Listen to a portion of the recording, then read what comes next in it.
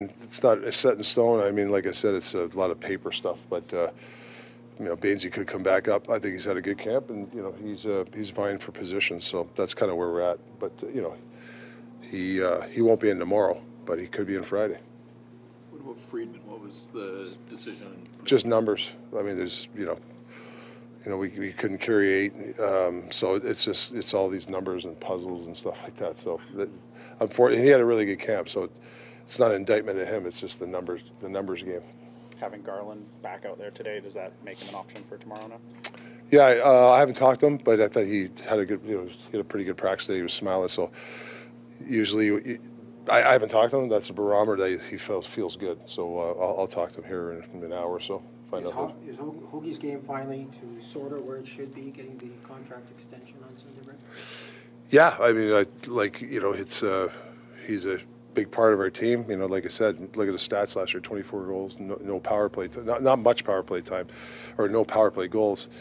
And I find this year, obviously, he came in. I think he was our fittest guy, which is great. And then I think his hockey IQ has definitely gone up, like his situational hockey. So we got to keep working at that, and I think he deserves that contract. His play without the puck and not taking penalties, is that where he's improved the most?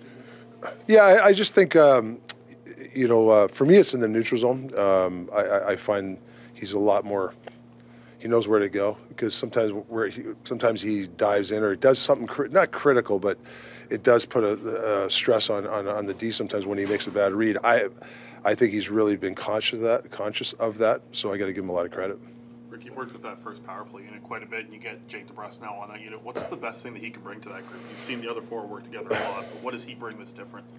Well, I think you give him that puck in the middle. Like, he's got that shot. Like, he's a goal scorer, so I think that is going to make teams collapse a little bit more and protect the middle, and that means more shots for Petey, maybe even Hughes at the top. But we got to use those other options. Speed on the break-ins, retrievals, just a bunch of things like that. You didn't really have a dedicated power play coach last year. Now you've got Yogi working with the top power play unit. What difference has he made in practices, and what ideas is he bringing to the table? Yeah, I sat with Yogi a lot this summer and told him, a lot of the philosophies were the same. Plays to me, it's more where I got to help Yogi with the players is the mindset. The connection, and that's what this power play needs. They got to be connected, and they have to understand it's not about always setting up a play. It's more of when you get a puck off chaos, can we score off that? That's most of the time you score anyways. I think we're not one of the. I think I've been to these teams when you get the puck, when the other team's vulnerable, they're really good at attacking.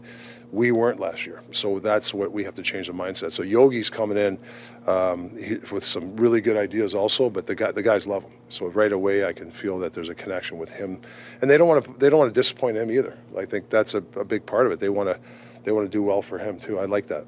You mentioned about how Nils has improved his hockey awareness and IQ. A player that also needed to round his game out a bit more might have been Sprong. What have you seen from him, especially? He's going to get a lot of minutes if he does continue to play with Petey and Jake on that line. What do you think you see from him in terms of a complete game?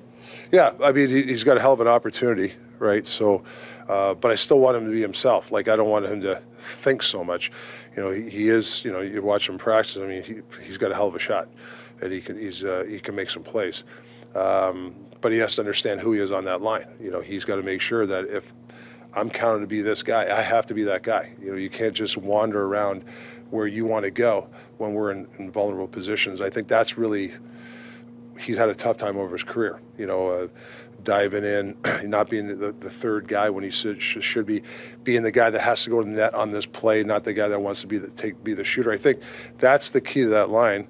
You have 3 shooters. They're all shooters, but they can't all be shooters every night. Somebody's got to be the net front guy every once in a while. So they just got to share responsibility. So when it comes to Spronger, he's got to make sure he has a share when it comes to that, and keep working. I thought he's done a nice job of going to the coaches, asking questions, and applying it. I think he's done a nice job doing that so far. And Dan Heinen, I know that JT didn't necessarily do everything during training camp in the preseason, just given the tweak he was dealing with. But what kind of chemistry do you see from Danton, and how does he fit with JT and Brock? Well, I think his speed. I think forechecking is going to help that line. Hockey IQ. You know, Millsy can play even a little bit more aggressive offensively, knowing that Heinen's there to help him. That has the speed to help him. I think that helps. You know, he can come up loose pucks for Brock. Brock's a shooter. So, you know, I think for Heinen, you can tell he came from Boston. You know, they're a structured team. You can tell he's got that hockey acronym, the IQ. That's one of the reasons why we got him. So I think when you go into that line, if you kind of, you know, have a good hockey IQ, you'll be successful with that line. What are you most wary of tomorrow? There's a lot of anticipation, but against the team you dominated last year. But Yeah. what are you more concerned about tomorrow night? Well, I think opening night, everybody, it's sometimes it's over glorified. Like, you know, we win 5-0, lose 5-0. You know, you can't have it. You know, I know the way it works. You know, on opening night, everybody just, you know, oh, this, you know, teams that win the Stanley Cup, they have a great game. If they lose, oh my God, what's going to happen? So, I just think about day by day. I was worried about today. I told the players, let's have a good practice. Worry about Calgary tomorrow. That's the way we did last year. I think we got to do it again. You know, I know it's the same old thing, but it's day-to-day stuff. That's what we have to do. What do you like most about your team now that you've seen them through the preseason and camp? What are you most excited about looking ahead? Well, I think the depth, the competition. You know, the competition is good where, you know, guys know they got to stay on top of their game. You know, you can lose some minutes or lose a position. It doesn't mean it's the end of the world, but I think internal competition has helped. And it's a close group. I think the new guys and the young guys have really fit in well. I know it's only been 3 weeks, but you can see the gel. I've liked that. And for the most part, the pace and the work ethic of the guys, I've really liked this 3 weeks. You know. And you've talked a lot about pace. You've also mentioned at times sort of risk reward and how can you find more ways to get scoring chances. Do you think you're going to be a more aggressive team this year? Yeah, I do. I think we're really working on, you know, when to be aggressive and when we have the team vulnerable and taking advantage of it. You know, I think last year we didn't take advantage of the opportunities if we had an on-man rush. I think we've really, as a coaching staff, dedicated a lot to explain to players, hey, these are the times when you got to go, and these are the times when you can't. You know, playing Edmonton the other night, when they started to play well, you know, that's where game management comes in, where, you know, a guy has the puck. We need this guy to make the right plays to get guys off, or we try to make a so-called rush play. That's not the time. So I think it's going to take some time, you know, when to do it, when not to. But we'll get it. I just think that's really what it comes down to: game management, when to do and when not to do it. You just mentioned Höglander didn't have any power play goals last year. You've got him on the second unit. Yeah. What do you like about him on the second unit, and do you feel like you have a little more talent on that second unit that you can maybe get some goals from them as well? I mean, that was a big thing for us going in the summer. Like, you know, like we got to strengthen that second unit, right? Can they chip in for us? For Hoggy, you know, for him, I like him around the net, and he's a retrieval guy. And if you look at his goals last year, most of the goals were his hands around the net. So that's why I like him around there. You know, he's not a half-wall guy who's going to play like Kucherov or anything. He's not that type. He's just kind of like a buzzsaw around the net. And that's what I want him to do, because he could be really good at that. And he had goals that way. So now you're going to be in a position where you have one less guy. So can you do the same thing? That's our thought process with the Hoggy on the power play. Any kind of an update on Joshua and when he might skate with the main group?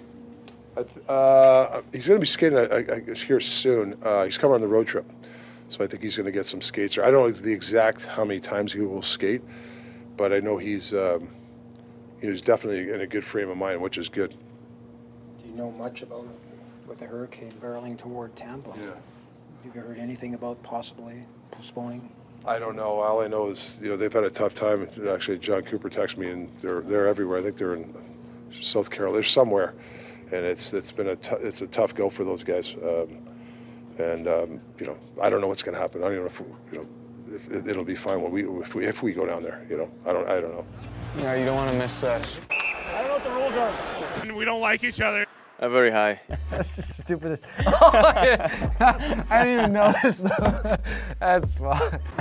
Or is this?